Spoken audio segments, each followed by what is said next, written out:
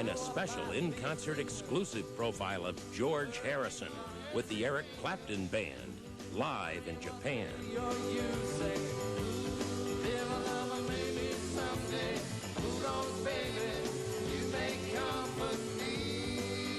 And now the in-concert exclusive profile of George Harrison live in Japan.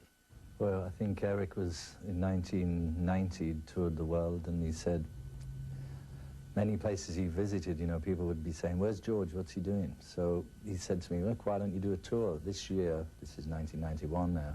He said, "This year, after the Albert Hall, we're free, the band and myself, and we'd love to do it with you if you want to do it."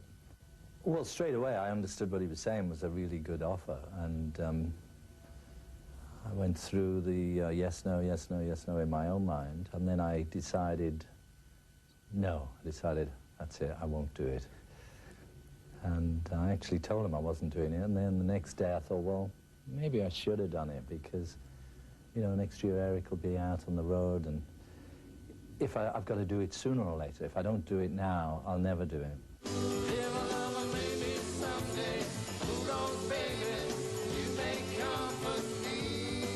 I like being in a band. That's fun, just playing in a band, really. That's what I like about it, and I like the idea that you can play music, and although you know, or you're supposed to know what you're doing, there is an element of spontaneity. I mean, it's different. I don't do dance steps or somersaults or anything like that. You know, all I do is stand there and sing, so it's a pretty easy thing to do once you remember the songs and the words.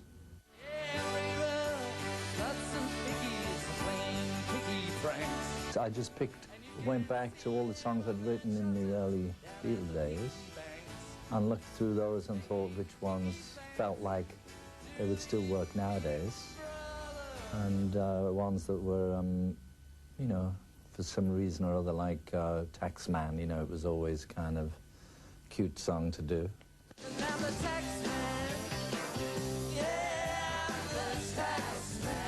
Most of my material, although a lot of it is old, is fresh for me, because I've not done it before. But also I've been lucky that I've had a couple of hits occasionally, you know, over the years, and my last album did very well as well. I got my mind set on you, got my mind set on you. 25 years of Sgt. Pepper, that's, you know, that's a pretty long time, isn't it? It's funny, the record came back in the charts, apparently. It doesn't, I don't really think of it. I'm kind of detached from it now, you know? Although I'll do the interview and I'll watch the show and I'll see, oh, there he is again, talking about, you know, something he doesn't really remember. I don't think they were all they were cracked up to be, really.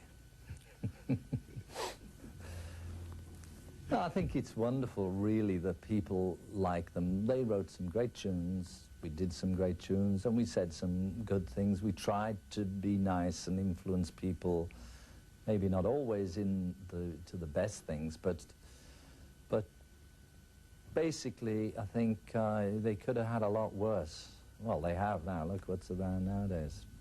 So I think the Beatles was a good thing. I can't understand why so many people liked it and so many nationalities.